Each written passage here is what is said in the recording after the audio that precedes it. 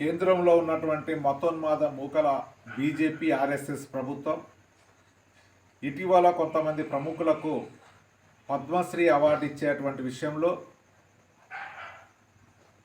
గౌరవనీయులు గద్దర్ పైన తెలంగాణలో నుంచి ఎంపీగా గెలిచి కేంద్రంలో మంత్రిగా ఉన్నటువంటి బండి సంజయ్ అనేటువంటి ఒక మతోన్మాది, ఒక మూకకు ప్రతినిధి అయినటువంటి బండి సంజయ్ గద్దర్ను విమర్శించి మాట్లాడడం అనేది సిగ్గుసేటు.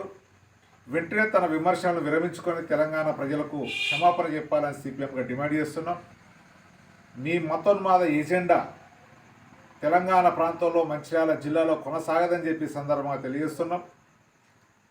గద్దర్కు మీరు ఇచ్చేటువంటి గౌరవం ఇదేనా అని చెప్పి మేము అడగదలుచుకున్నాం.